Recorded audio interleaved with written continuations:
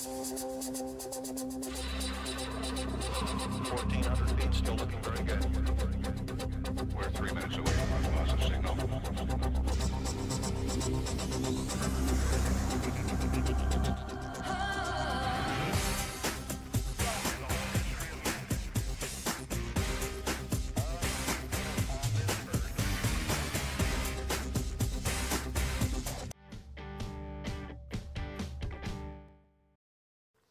Donc un génocide, rappelons juste la définition, c'est donc l'extermination d'un peuple, ici juif ou tzigane, donc une extermination voulue et organisée, mise en place par un plan de manière industrielle. Donc on le verra ici à travers la solution finale, les chambres à gaz, etc.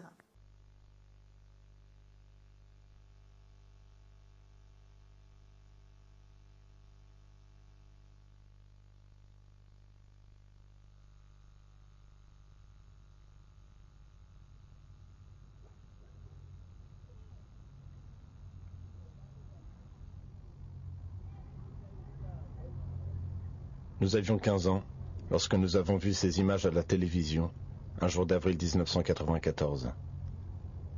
Ces images de barbarie semblaient incompréhensibles.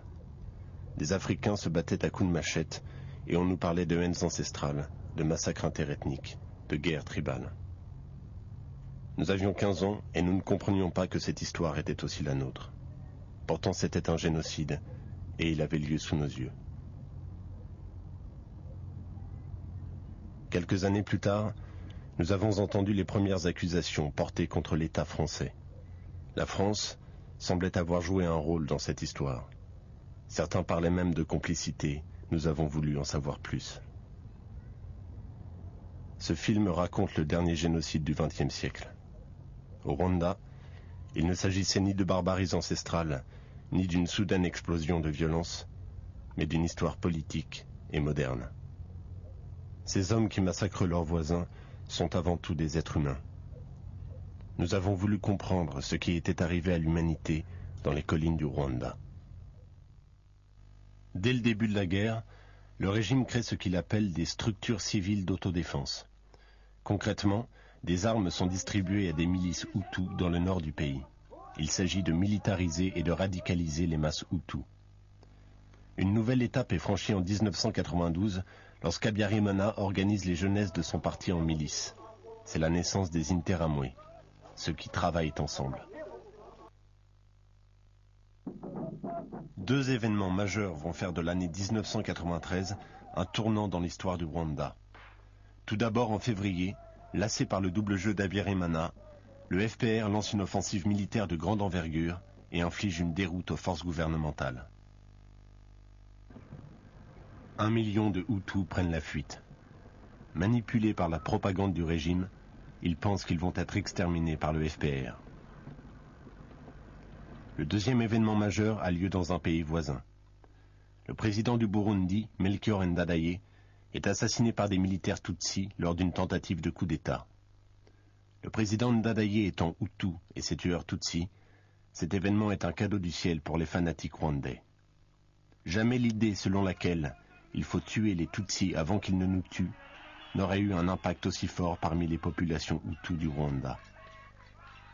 Exploités par la propagande officielle, ces deux événements vont permettre l'éclosion d'un mouvement qui rassemble tous les extrémistes du pays. Un monstre est né, le Hutu Power.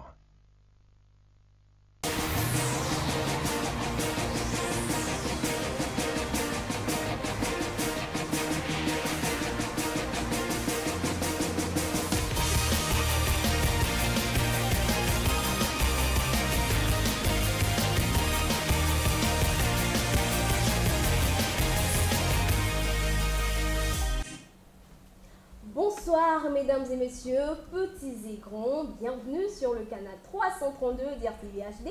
C'est encore un plaisir et toujours un plaisir de vous savoir très nombreux à nous suivre, à nous. Ça se passe à l'école. Il est 17h, l'heure à laquelle vous suivez votre magazine 100% éducatif, votre magazine préféré. Ça se passe à l'école. Alors asseyez-vous confortablement sur votre sofa, car aujourd'hui, une seule rubrique, notre rubrique événement. Mesdames et messieurs, la semaine passée, vous l'avez sans doute remarqué, nous avons diffusé les images de notre concours d'éloquence EPG en sigle et qui signifie éloquent pour la prévention de tout génocide. Voilà, fidèles téléspectateurs, au cours de cette édition rubrique événement, nous allons suivre la deuxième partie de la présentation des candidats de cette compétition. Présentation qui s'est faite à l'auditorium, qui s'est plutôt faite à la salle d'information des Nations Unies avec Ken Phineas Chitea. Nous allons le retrouver au cours de cette édition ainsi que Leslie, la coach de ces candidats. Mesdames et messieurs, encore une fois, bienvenue.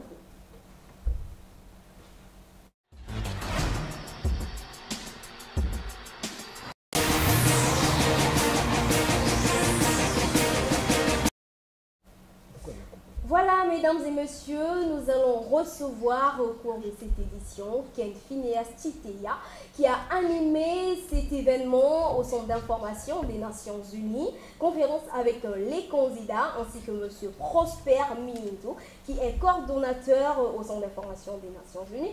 Ken Phineas, je le reçois sur ce plateau. Alors Ken, bonsoir. Bonsoir Ken. Tu vas bien? Ça va bien, merci. Encore une fois, merci d'accepter mon invitation sur le plateau de Ça se passe à l'école. Tout le plaisir est pour moi. Voilà Ken, la semaine passée, je ne te retiens pas pour très longtemps.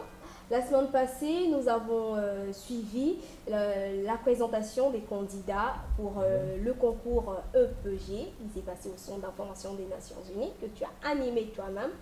Et nous avons parlé du changement du nom de cette compétition qui auparavant était le concours du meilleur exposé sur l'Holocauste. Nous avons bien compris l'explication dernièrement. Et cette fois-ci, vous avez encore changé éloquent pour la prévention de tout génocide. Pourquoi tous ces changements? Bon, en fait, nous évoluons. Il faut garder le message clé, c'est les mêmes causes peuvent produire les mêmes effets. C'est vrai que quand nous avons commencé avec le concours, on sensibilisait plus sur le génocide en s'inspirant de l'Holocauste. Mais c'est avéré que dans les explications, il n'y a pas que l'Holocauste comme génocide. Okay. Il y a d'abord le génocide des Arméniens en 2015 et puis tout récemment, on vient de le voir à la télévision, le génocide des Tutsis au Rwanda en 1994. Je signale déjà que cette année 2019 est l'année du 25e anniversaire du génocide. Donc, Holocauste, c'était Holocauste et éloquence. Mais à partir du moment où nous voulons faire évoluer le concept pour vraiment sensibiliser les jeunes, pour éviter que les mêmes causes, comme on le dit et comme bien le répétait Prosper Miningoma, les mêmes causes ne conduisent aux mêmes effets, nous avons été obligés de trouver un nom qui ait en soi le message. Prévenir le génocide. Mais si vous me posez la question de quel génocide il s'agit, je ne pourrais pas le dire parce que je ne souhaite pas qu'il y ait des génocides qui arrivent dans les jours qui viennent. Mais il est possible que pour n'importe quelle situation, par exemple, hier on était avec M. Casimir de conseiller de l'ambassade du Rwanda, qui m'a dit dans les coulisses qu'au Rwanda, c'est interdit de citer le nom d'une ethnie quelconque. Si on t'attrape en disant que celui-là c'est un Hutu, c'est un Tutsi, tu vas faire la prison. Alors que nous, dans certains pays, bon, toi tu es de quelle région? Toi tu es d'où? Tu es de quelle ethnie? Ainsi de suite. Vous voyez, eux, ils ont compris que si le génocide leur est arrivé, c'était parce qu'on essayait de valoriser les ethnies. Bon, maintenant, qu'est-ce qu'il faut faire? Il faut travailler avec les jeunes, les amener tout en s'exprimant à travers l'art oratoire, de communiquer pour prévenir la survenue de génocide que nous ne souhaitions pas. Il peut être génocide au Congo, au Gabon, aux États-Unis, parce que nous sommes suivis dans le monde entier. Oui, Voilà. c'est vrai, Ken, mais ce changement de contexte ne change-t-il pas quelque chose dans la compréhension des candidats pour cette compétition? Bon, le nom, c'est un nom qui vend la compétition, mais le déroulement n'a pas changé. Nous avons plutôt augmenté avant, on diffusait des vidéos sur l'Holocauste, tout simplement, mais là, nous avons commencé à diffuser des vidéos sur le génocide des Tutsis au Rwanda aussi. On a même fait quelque chose qu'on n'avait pas fait l'année dernière, qu'on suivra sans doute dans la prochaine émission. Nous avons fait venir un conseiller de l'ambassade du Rwanda qui s'est entretenu avec les jeunes candidats après avoir diffusé la vidéo dont nous venons de suivre l'extrait, qui relate l'histoire du génocide des origines jusqu'à ce que le génocide s'est achevé. L'implication de l'ambassade du Rwanda dans la compétition. Voilà, mais parce que eux, ce sont des témoins vivants. Ils ont déjà vécu un génocide, ils en connaissent les causes, ils savent d'où est-ce que c'est venu. Si nous voulons prévenir, il vaut mieux se rapprocher de ceux qui sont proches. L'année dernière, en 2017, on avait, au cours d'une conférence, on avait invité un juif qui animait la conférence à l'UNIC. Mais déjà, le juif faisait sa conférence en anglais. Oh là là. Et puis, disons-nous la vérité, le juif, c'est un blanc. Ouais. Enfin, on n'est pas raciste. Mais bon, l'affinité, hein, l'affinité, il y a l'affinité. Je ne veux pas l'entendre, c'est un Européen. Évitons le terme blanc. On dit c'est un Européen. Oui. C'est pas trop proche de l'Africain. Mais quand vous parlez avec un Africain qui est proche de vos réalités, qui a connu le colonialisme, qui a connu toutes ces situations, avec beaucoup de facilité, le message passe. Voilà. Voilà. Merci Ken pour avoir accepté mon invitation. Et je crois que nous allons nous séparer là, sauf si vous avez quelque chose à ajouter. Oui, oui, juste pour dire que je suis venu avec 2 vidéos. D'accord. C'est la suite de ce qu'on a vu la semaine dernière. Et que cette fois-ci, je demande aux téléspectateurs de bien suivre les 24 candidats en compétition. Ils ont suivi une formation d'éloquence. Et après, on les a mis dans une sorte d'épreuve de feu. Et c'était l'occasion de leur faire découvrir leurs adversaires. Je rappelle encore une fois, les garçons vont être opposés aux filles. Voilà. Voilà. Baptême de feu des candidats pour cette compétition éloquente pour la prévention de tout génocide. Suivez.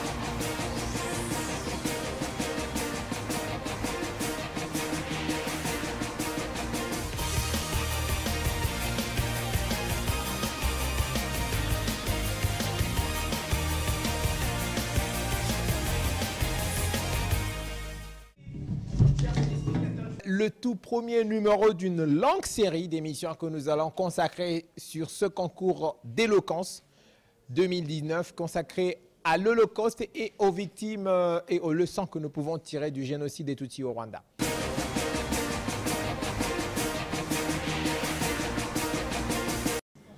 Ici, mademoiselle Nouroubia, ma fille prévue Frédéla, élève au lycée Thomas Sankara A, âgée de 17 ans. Je suis participante de ce concours.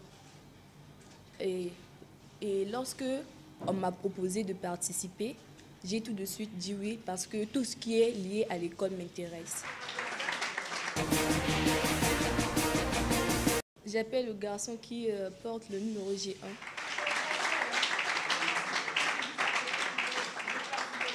Bonjour, je m'appelle Nyamba Herman, j'ai 18 ans, je suis en première A du lycée Aneto.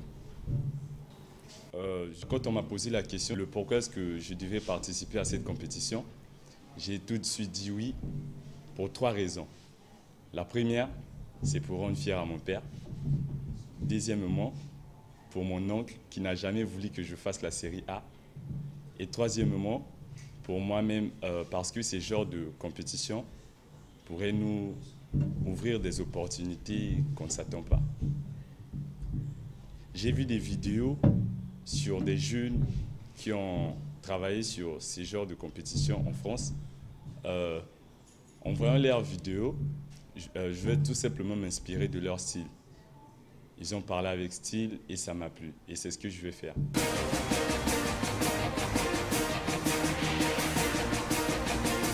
Mademoiselle prévue, tu es obligé d'abandonner parce que dans mon quartier, on m'appelle winner et tout le monde sait ce qui veut dire winner. Donc, impossible que je perds, je gagne toujours. Monsieur Winner, Ouais. et moi c'est prévu.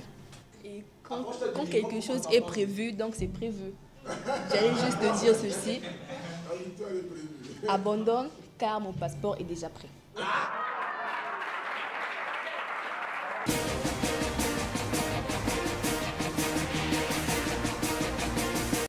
Cette fois, on va commencer par le garçon. Donc le garçon G2 est invité.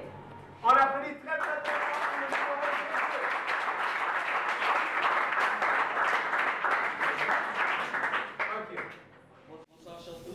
Bonsoir. Mon Vakina Céleste, élève en terminale A3, âgé de 18 ans.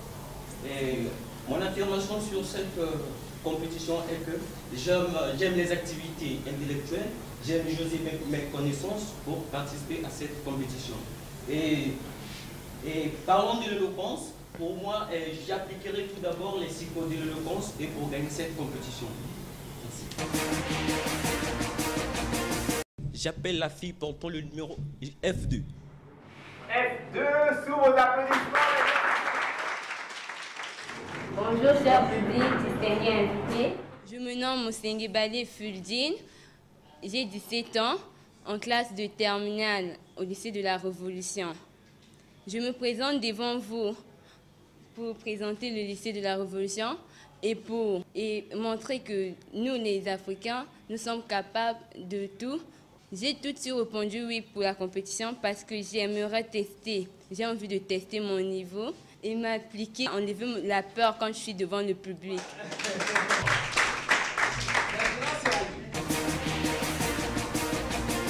Je vais te dire d'abandonner la compétition. Ne me vois pas parce que je tremble ou j'ai peur, que ça veut dire que je ne suis pas capable de t'affronter. Non, c'est pas la peur et c'est pas le trac qui fait que j'ai peur. Non, je suis préparée à ça. Avec le temps, ça ira et je vais te battre. Donc, abandonne. Droit de réponse. Aussi longtemps qu'on est les littéraires, apprêtons-nous au travail. Merci.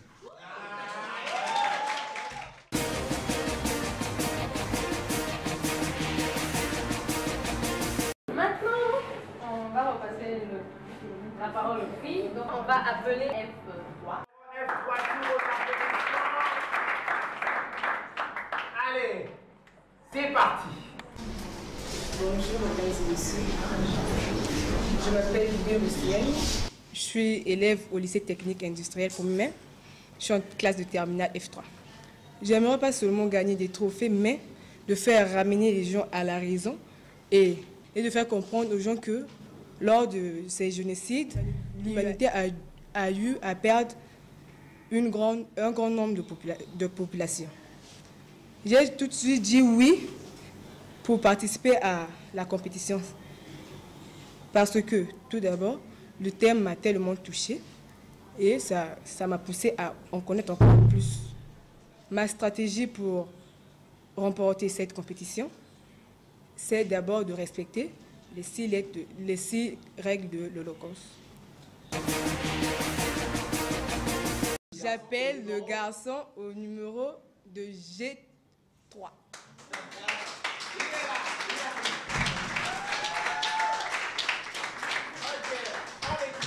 Je m'appelle Koumou Isaac, j'ai 18 ans, je suis en terminale D au lycée de la Révolution. Et si je suis ici, c'est parce que je me disais que ce serait une nouvelle et riche expérience, car mon but, c'est de connaître le plus de choses dans la mesure du possible. Voyez-vous, et ma stratégie pour cette compétition, c'est d'être sobre. J'essaierai d'être calme, de riposter calmement aux questions et sans trembler, s'il est possible, répondre correctement aux différentes questions. En clair, c'est ça. Et je voudrais ici, par ma présence aussi, s'il est possible, essayer de sensibiliser le maximum de personnes afin que ce fléau qui est détestable soit éradiqué, parce que c'est difficile de supporter cela, surtout quand c'est nous qui sommes les concernés. Je tiens à te dire qu'il faut être fort, ne pas être triste, car je t'ai préparé une bombe. Ah, saluez-vous.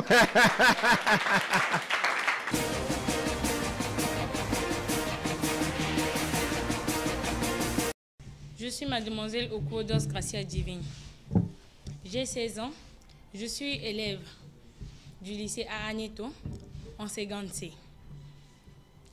Mon rôle de cette compétition est de présenter de quoi je suis capable. Au même moment qu'on m'a dit « Pourquoi as-tu dit oui ?» J'ai dit oui parce que j'ai trouvé une vocation de pouvoir m'exprimer en public. J'adore. Le thème m'inspire beaucoup. En effet, il faut savoir que Dieu nous a créés d'une même race. Nous sommes en tout cas, comment dirais-je, une même race.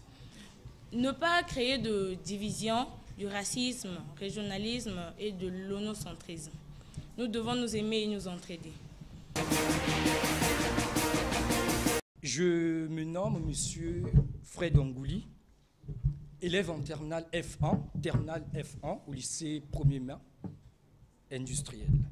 Ici, la première des choses chez moi serait d'abord de ramener l'humanité à comprendre que Dieu n'est pas aussi bête de pouvoir nous repartir dans chaque groupe, chaque race, il n'est pas aussi bête que chacun ait en quelque sorte une couleur de peau différente de toi. Et deuxièmement, remporter la victoire. Permets-moi de te dire adversaire, hein. La circonstance nous le permet en tout cas, ce n'est pas de ma faute, mais à toi ma soeur je te dirais, nous sommes comme deux pasteurs qui sont en train d'évangéliser, que le Saint-Esprit inspire chaque église.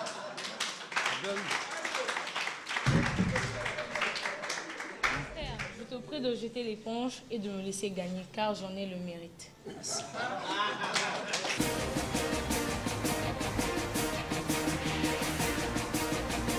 Je reprends au nom de M. Ibarra Garli sur Robin Will Redel, âgé de 17 ans, non, de 18 ans. Je suis en terminale A, au lycée Thomas Sankara A. Mon approbation sur la proposition de participer à ce concours, c'est tout simplement parce que je me sens extrêmement à l'aise comme un poisson dans l'eau sur ce qui revêt de l'intellectualisme. L'éloquence, question de stratégie. Je pourrais mettre ma main dessus pour éviter à l'anarque. Pour le reste de ceux qui me suivent en ce moment, cela reste comme un secret d'État pour moi. Le thème choisi m'inspire un sentiment de gouvernance, de royauté, dont les courants en pratiquant avaient de soi pour stigmatiser l'autrui. C'est un peu beaucoup plus fort, mais lorsque je vais décortiquer, vous le saurez plus, mais pas aujourd'hui. Je suis Auxiliaire Bavisha Edwin. J'évolue au lycée Thomas Sankara A, en classe de terminale A. J'ai 17 ans. Ma stratégie pour remporter cette compétition est de pratiquer les 6 codes d'éloquence et d'avoir la volonté de travailler. La vidéo concernant les jeunes en France, tout premièrement, ça m'a inspiré le courage qu'ils ont pour s'exprimer devant le public. Deuxièmement, comment se tenir face au public. Merci. J'en pourrais commenter face à la citation d'Héraclite, dans l'un de ses fragments, qui stipule « L'homme stupide devant tout discours demeure frappé de froid. » Vous avez la peur au ventre.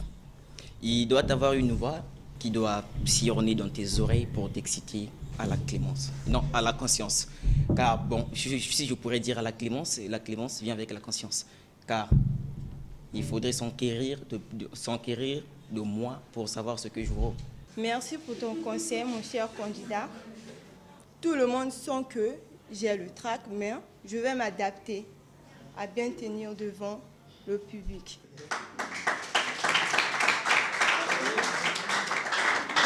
Et tout le monde n'est pas appelé à gagner.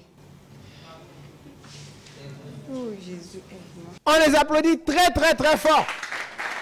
Chers téléspectateurs, c'est ce qui est intéressant dans ce que j'assiste ici, c'est que tous les candidats, malgré le trac, sont décidés. Et ça, c'est très bien. Leslie, c'est du très bon travail parce qu'on sent qu'ils veulent vraiment aller de l'avant, n'est-ce pas, Prosper? Ils veulent vraiment aller de l'avant et on a la certitude que d'ici au moment où nous allons commencer les auditions, on aura du très beau travail.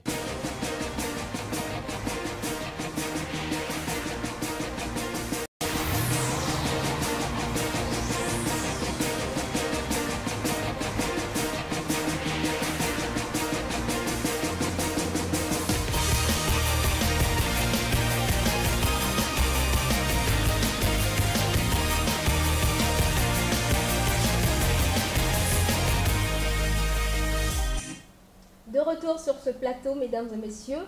Vous avez là suivi les candidats en compétition EPG, éloquents pour la prévention de tout génocide. Ken vient bien de le dire, merci à Leslie pour son travail. Mais j'en ai tellement parlé que j'ai eu le plaisir de l'appeler sur ce plateau. Leslie, bonjour. Bonjour Baby. Ça va? Ça va. Voilà, j'aimerais juste te poser une petite question en avant. Que s'est-il réellement passé à l'UNIC? À l'UNIC, comme Ken l'a dit ici sur ce plateau avant moi, c'était le baptême de feu. Nous avons formé ces candidats, enfin, ils ont suivi une formation qui continue déjà d'ailleurs, qui continue encore. Ils ont suivi cette formation pour pouvoir s'exprimer, pour savoir parler en public. Donc, on voulait un peu examiner le niveau. On a profité de l'occasion pour examiner le niveau de chaque candidat. Et aussi, ils en ont profité pour faire la connaissance de leurs adversaires dans la compétition. Vous avez vu le clash, il était assez impressionnant. Très impressionnant. Et quels sont les critères de sélection? Les critères de sélection pour cette compétition, c'est d'abord d'être lycéen. Ça, c'est vraiment le critère principal. Bon, à la base, nous avons voulu que tous les candidats présents soient membres des bureaux de coordination de l'ULECO, les représentants de l'ULECO dans les lycées. C'est ce que nous avons voulu à la base, mais après, au cours de l'organisation, nous nous sommes rendus compte que certains proviseurs ont préféré nommer d'autres candidats pour représenter les écoles. Donc voilà. Avez-vous essayé de savoir pourquoi? Bon, on peut simplement dire que, bon, quand vous envoyez quelqu'un représenter votre école, c'est cette image-là, c'est beaucoup de responsabilités, beaucoup de choses que vous mettez sur ses épaules, pardon. Donc, il faut être sûr que cette personne-là a vraiment les atouts pour ça. Pour défendre son On ne dit pas que dans les bureaux de coordination de l'ULECO, il n'y a pas de candidats capables, mais les proviseurs connaissent le niveau de chaque élève. Et voilà comment on en est arrivé là. Voilà, on en est arrivé là. Mais après la visualisation des images, j'ai bien remarqué, je tiens à être corrigée si je me trompe, que les candidats de niveau assez bon ont trouvé des adversaires à leur taille. Et leur contraire également. Était-ce volontaire ou fortuit? Tout à fait fortuit, c'est un hasard. Vous voyez déjà, avant que la vidéo ne soit balancée, on a vu qu'il y a eu tirage au sort. Donc c'était tout à fait par hasard, rien n'a été prévu.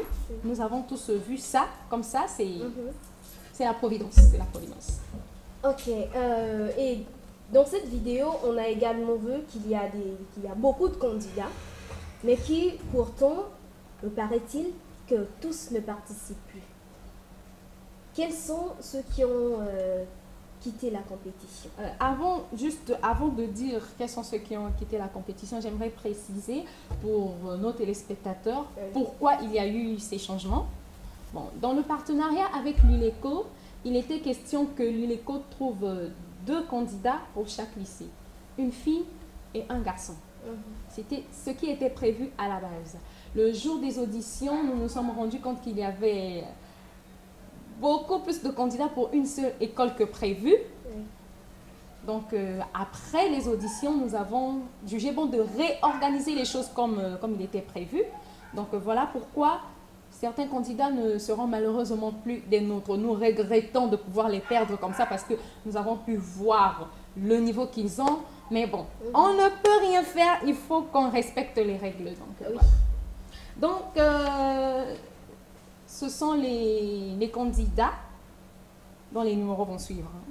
Donc, on a F1. Je signale que F1, ça veut dire que fille numéro 1. Et G devant un chiffre signifie la même chose. Voilà. Donc, F1, G10, G2, G8, F12, G5 et F6. D'accord. Voilà. Ok, voilà, fidèles téléspectateurs, les numéros qui ont été cités sont ceux-là, ceux des candidats qui ont finalement quitté la compétition. Voilà Leslie, mais il y a des places vides, vu que ceux-là ont quitté la compétition. Est-ce que leurs adversaires passent directement en finale? Non, pas du tout. Les adversaires ne passent pas directement en finale. Il y a des lycées qui n'avaient pas encore présenté de candidats, à l'instar du lycée Chaminade. Donc nous libérons ces places-là pour les lycées qui ne sont pas encore dans la compétition.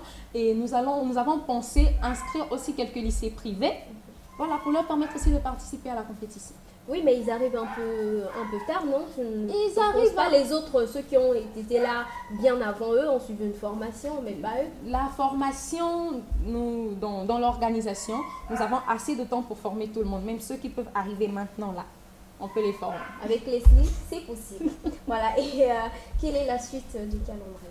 Le calendrier, bon, nous avons prévu d'enregistrer les auditions, c'est-à-dire la présentation des discours, les 16 et 17 février. Voilà. Ça ne va malheureusement pas passer en direct. On dit ça aux téléspectateurs pour leur mettre un peu l'eau à la bouche. Après, voilà, donc ça, à partir du dimanche 24 février, nous espérons KB, que tu nous prêterais ton plateau, que tu nous recevrais ici pour faire la compétition. Bien sûr. Voilà, on sera ici invité officiellement par KB du 24 février au 31 mars. Nous allons regrouper les candidats par groupe de 4 et ils vont compétir ici. On va diffuser d'abord les discours présentés, pré-enregistrés, c'est-à-dire les 16 et 17 février.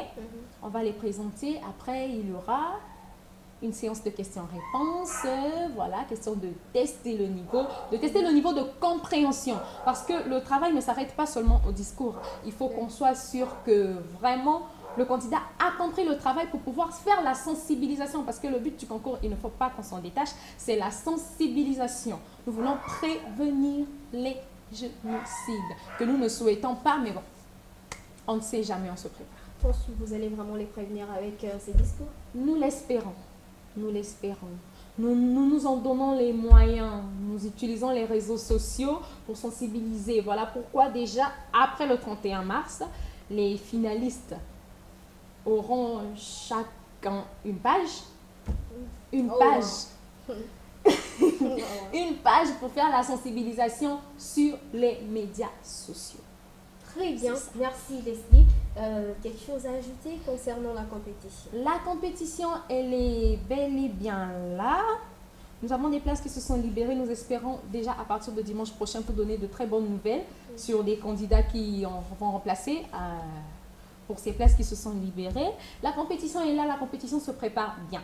Chers téléspectateurs, nous vous avons promis de bonnes choses et les bonnes choses sont en cours de préparation. Cette sauce-là, je préfère ne pas en dire plus. Merci, KB. Voilà, merci.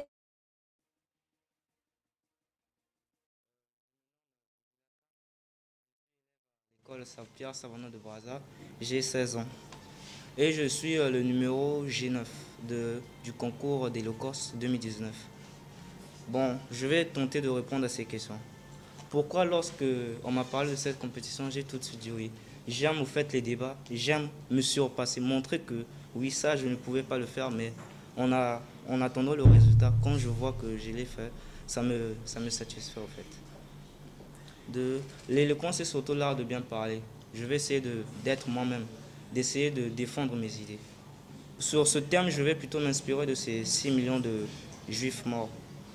La stigmatisation, ça nous a amené à la mort de ces gens-là. Ça me touche vraiment. Et si c'était notre pays, nous devons nous préoccuper de ça, mais puisque c'est les autres, préoccupons-nous aussi de cela.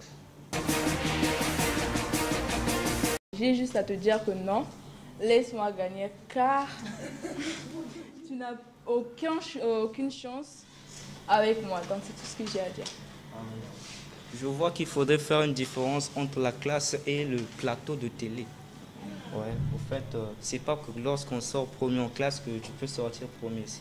Vaut mieux abandonner maintenant que de te faire ridiculiser devant toute une population. Tes parents te regarder à la télé, donc fais l'honneur de ta famille, abandonne, rentre à la maison, n'aie pas honte.